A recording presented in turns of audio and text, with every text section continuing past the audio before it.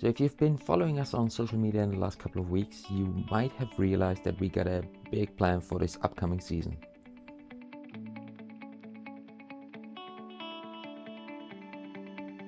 This year we will start our trip in the Aegean Sea, do a full spin throughout the Aegean Sea, cross through Corinth and the Bay of Corinth, go into the Ionian Sea and then follow the coast all the way up to the northern Adriatic. Means we are crossing once again Greek waters, Albanian waters, Montenegro waters and Croatian waters.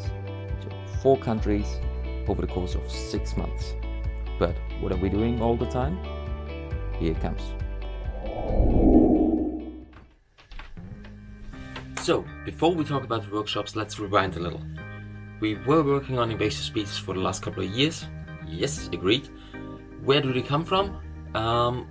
Well, ultimately through the Suez Canal for most of them, which means they come in from the Red Sea. So they are tropical species with no local enemies in the Mediterranean, which again means they can reproduce in massive amounts. While it is a big issue and a really difficult one to tackle with, there are ways to work around it.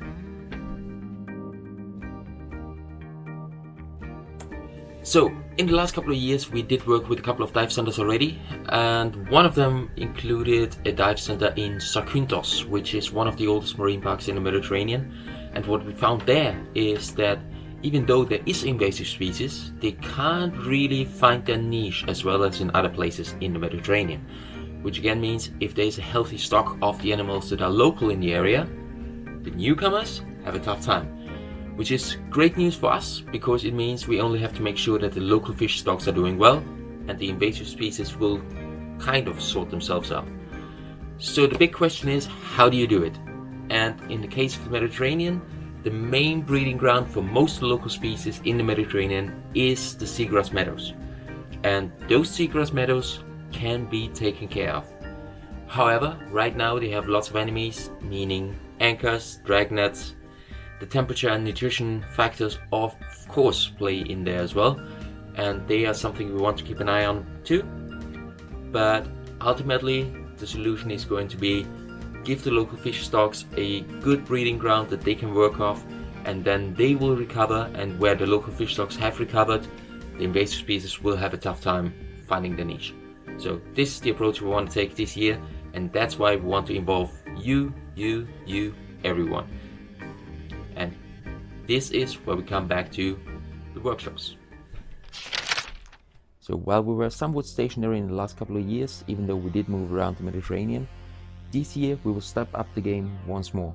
So we have a whole series of dive centers lined up all along those different seas, and we will go there, run different workshops on 3 topics at this point, 3 that is, and further educate, well, not only the dive centers but also their guests on all those issues.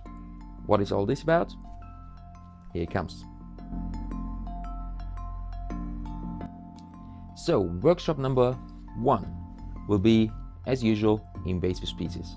So since they are migrating in from Suez Canal and from various other locations, they do spread throughout the Mediterranean. However, since very few people are actually moving around the Mediterranean or have a more in-depth insight of what's happening throughout the whole sea, it is actually the only way to find out how far what got if you work together with lots of different people in different locations.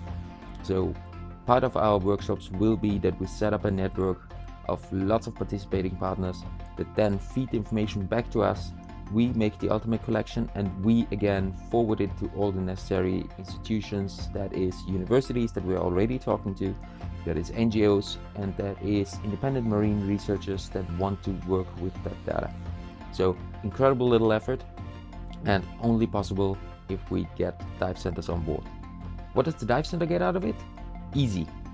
So we go there and for a full day we will explain them what an invasive species is, where they come from, what they do, how they influence the environment, and we will make that fit for your dive center. So if you run a dive center or you have one that you go to every year, please feel free to get in touch with us and we will try to put a stop there in as well.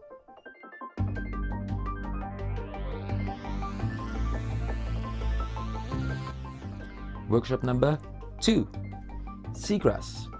Seagrass ultimately is the most amazing breeding ground that we have in the Mediterranean Sea.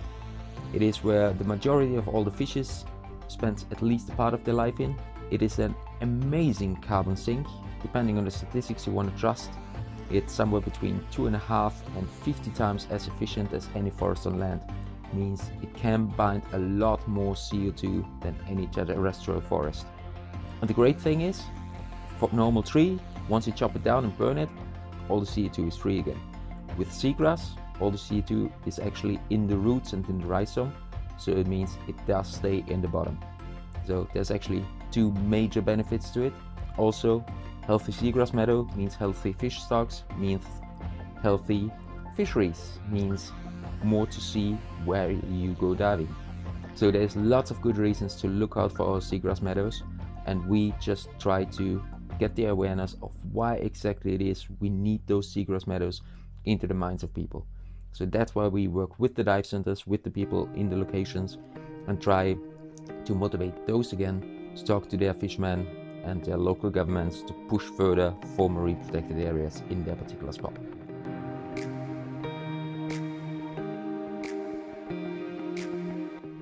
Number 3 of our workshops for this year will be marine debris, meaning all sorts of garbage that ends up in the water, on the water, or on the beaches. That of course involves beach cleanups just as much as cleanups underwater, and the particular focus goes on ghost nets.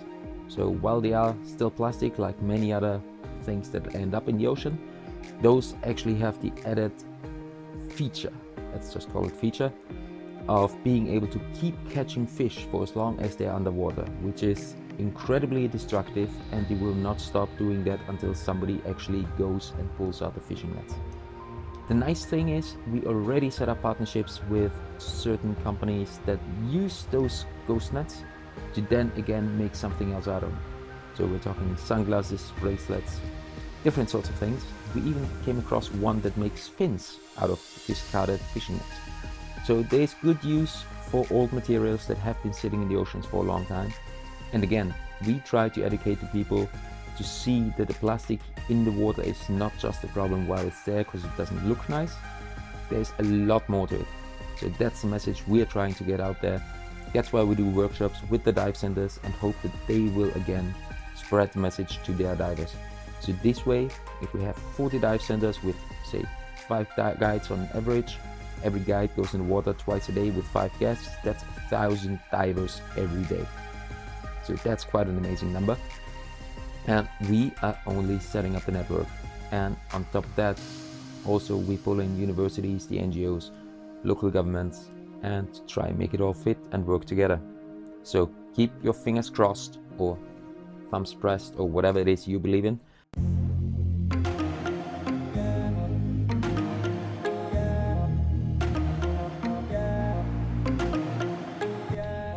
And of course, Project Manaia wouldn't be Project Manaia if it wasn't for us asking you to join in. So there's a couple of things that everyone can do. Doesn't matter if you're a sailor, a diver, a snorkeler, a holiday maker in the Mediterranean.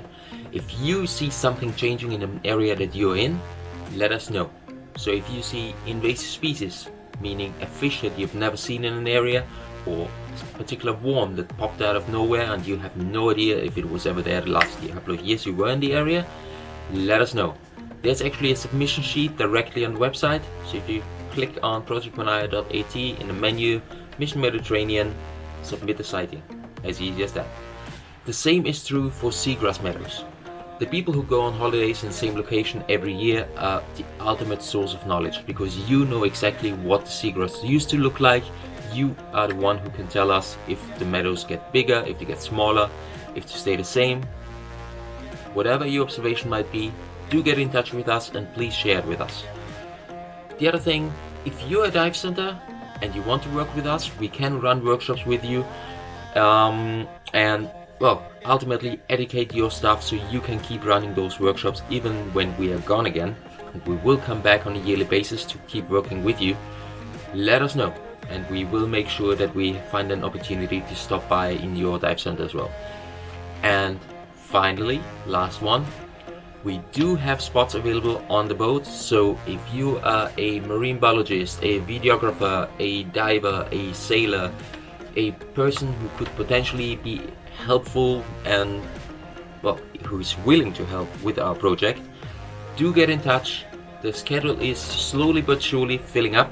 At this point we still have a couple of slots available, but don't wait too long or they will be gone as well. And one last thing that everyone can do. Since we are a small NGO, we are trying to offer spots on the boat for free for researchers. Unfortunately, we are not at that point yet, because all the funding that we have comes from regular donations from lovely people like yourselves, and we don't have too many of them. So if you want to help us, but you can't be on the boat yourself, do have a look at our Patreon page. You can sign up for as little as $2 a month, or as much as $100 a month, or any random amount that you want to put in between or higher. And all the help that we can get helps us to keep on doing the work that we are doing. So if you want to help, please do. All the support is more than just appreciated, and we will make sure to send you a little goodie on the way. Alright, thank you for watching and hope to see you again soon. Bye.